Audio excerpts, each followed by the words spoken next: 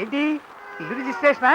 అంతా నేను చూసుకుంటా, నాకు వదిలేయండి. అదే సార్ మొన్నే అప్లై చేశాను, ఈ రోజు రమ్మన్నారు. అదే కదండి నేను చెప్పేది, అన్నీ నేను చూసుకుంటానంటున్నాను కదా. రండి క్యాంటీన్కి వెళ్దాం. ముందు రిజిస్ట్రేషన్ అయితే. అబ్బా, కాగితాలు మీ ఇంటికి వస్తాయి, సరేనా? రండి క్యాంటీన్కి వెళ్దాం. సార్ రిజిస్ట్రేషన్ వరకు అయిపోతే. ఎక్స్క్యూజ్ మీ, రిజిస్టర్ ఆఫీస్ ఎక్కడ సార్? ఇదే. మరి క్యాంటీన్కి వెళ్ళేంట్రా నువ్వు చేసేది? అదే నీ ఇష్టం వచ్చిన చోట రిజిస్టర్ ఆఫీస్ పెడితే ఒప్పుకుంటావు అనుకున్నావా? కోర్టు మార్షల్ చేస్తాను, జాగ్రత్త. Be careful. మీ పేరేమన్నారు? లాన్స్ నాయక్ సుబేదార్ భగత్. ల్యాన్స్ నాయక్ గారా? ఏమిట కనపడలేదా మీ కంటికి?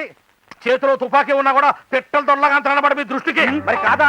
నువ్వు స్వామి అంటే మీసారులు ఎంటుకలు నిక్కబొడుచుకోవాలంటే ముళ్ళ పంది అనుకుంటున్నారా? మరేంటి నువ్వు స్వామి?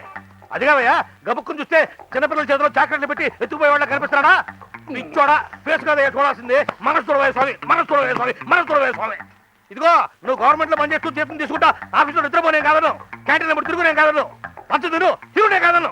ఇదిగో పిచ్చోడా, చూడడానికి ఆయన గౌడికి ఏదైనా కనపడొచ్చు, కానీ ఆయన నీలాగా గడ్డి తిట్టలేదయ్యా. మరి ఏం తింటాడయ్యా? స్వామి కమ్మటి భోజనం తింటాడయ్యా.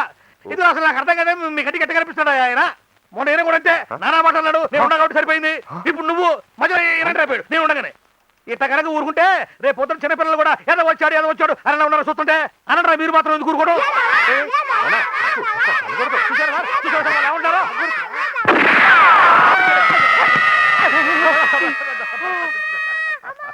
సంతకం పెట్టు. అదే అదే. స్టాంప్ అయ్యి. నేను దేన్నైనా సహిస్తాను కానీ కరప్షన్ మాత్రం సహించను.